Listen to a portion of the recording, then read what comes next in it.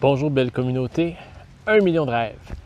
Hier, dans le cadre de la capsule, on a abordé rapidement le cas ou l'exemple de mon ami entrepreneur qui, au plein cœur de la présente crise, me disait que une de ses plus grandes peurs était qu'elle allait tout perdre si la crise persistait.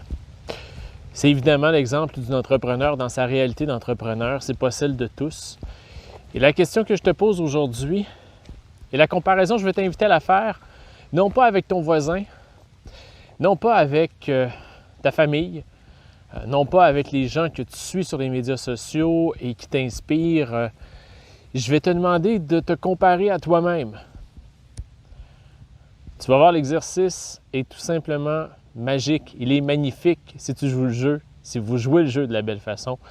Alors, si la présente crise qu'on vit actuellement, elle s'était présentée à vous il y a 30 ans.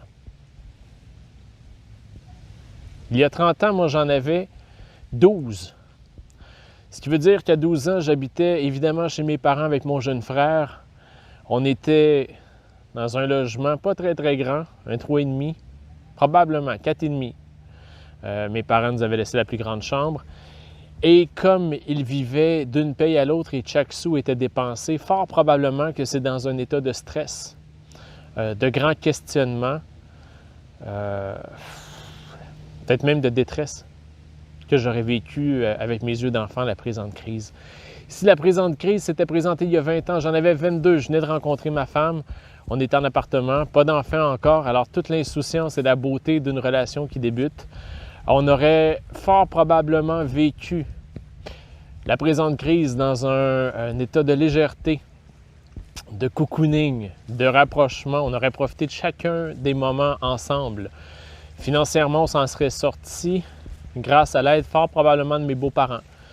Parce qu'il y a 20 ans, ma situation était loin d'être celle que j'ai actuellement. Si elle s'était passée il y a 10 ans, les deux cocos, en fait Héloïse et Médéric, étaient dans ma vie.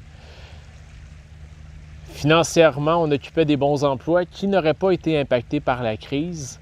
Par contre, début trentaine, c'est à ce moment-là où on veut se projeter, on a des grands rêves et fort probablement que ce serait venu limiter la magie et la portée de nos questionnements, de nos visions. Et aujourd'hui, la crise, elle a lieu, j'en ai 42. Je vais vous en reparler éventuellement, mais elle a frappé alors que je lançais ma 3e entreprise, mais au moment où je lançais ma première vraie entreprise à moi.